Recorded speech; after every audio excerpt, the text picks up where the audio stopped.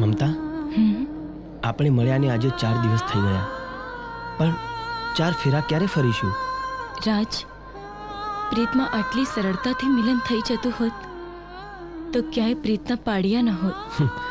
હવે કોણ રોકશે આપણા મિલનને? બાપુ,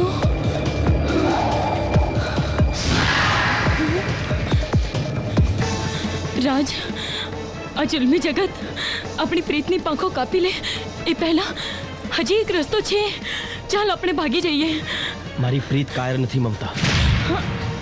મોતનો ડર હોત તો તને બચાવવા માટે આગમાં ઝંપલાવી ના હોત. પણ રાજ, તું ડરીશ નહીં. જે પ્રીત આગથી ના ડરી એ આંધીથી ડરી જશે? આવા દે આંધીને.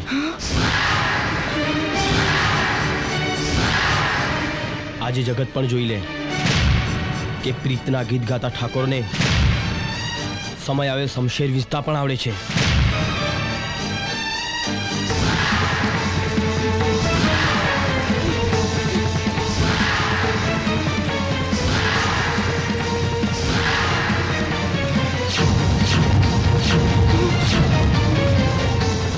રાજસ્થાનના રાજપૂતની દીકરી પર નજર ઉઠાવનાર પરદેશી, આજે આ રણમાં તને એવું મોત મળશે કે આવનારી સદીઓ સુધી મોતના ભયથી અમારી હવેલી સામે કોઈ આંખ ઊંચી કરવાની હિંમત નહીં કરે. મોતનો ડર બતાવતા પહેલા એટલું સાંભળી લો ઠાકોર કે તમે રાજસ્થાનના રાજપૂત છો તો હું એ ગુજરાતનો ઠાકોર છું. મેં ધાર્યું હોત તો મમતાને ભગાડીને લઈ જાત, પણ હું નહોતો ઈચ્છતો કે જગત એક રાજપૂતને ભાગેડું દીકરીનો બાપ કહે. અને એટલે જ હું બધાની સામે તમારી દીકરીનો હાથ માંગુ છું. છોડી દે મમતાનો હાથ. હાથ છૂટશે પણ જન્મો જન્મનો સાથ નહીં છૂટે બાપુ. મમતા, ઉમેદસિંહ, ઉઠાવી લે તારી થનાર લુગાઈને. ત્યાં જ ઉભો રહેજે, નહીતર તારી તલવારથી તારા એટલા ટુકડા કરીશ કે તને અર્થી પર લઈ જવાને બદલે ઘાસડીમાં બાંધીને લઈ જવું પડશે. તે હજી શિરોહીની તલવારનું પાણી અને રાજપૂતોના હાથની તાકાત નથી જોઈ પરદેશી. મમતાને હાથ લગાડવાની હિંમત તો કરી જો. તારો હાથ લાંબો થાય પહેલા આ રણમાં રાજપૂતોના એટલા મરડા પડ્યા છે કે એ લોકોને દાટવા આ રણની રેતી પણ ઓછી પડશે. તું રાજપૂતોને લલકારે છે? ઠાકોરનો દીકરો લલકાર કરે છે ત્યારે નાત જાત પૂછીને નથી કરતો.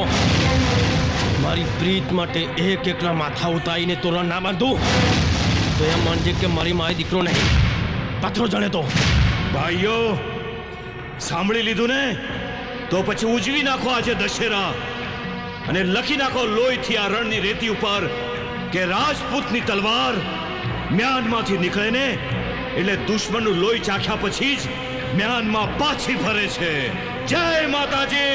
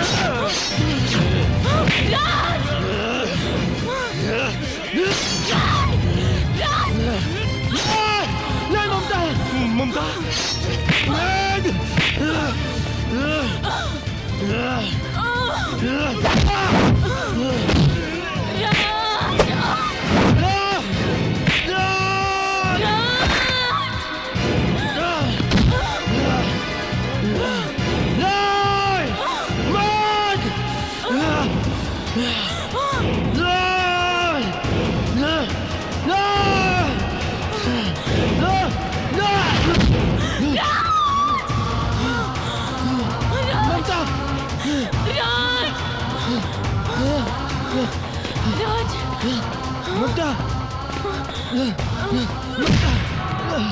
રાજ રાજ મમતા મમતા આપની પ્રીત જીતી ગઈ મમતા રાજ હજુ આપણી પ્રીત અધૂરી છે જો જો મારો સેતો સુનો છે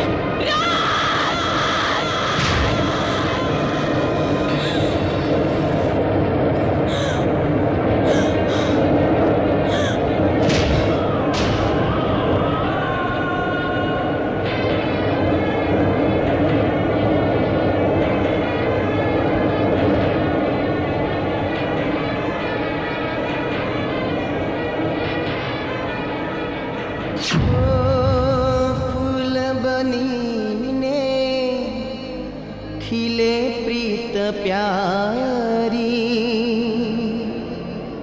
राख बनीने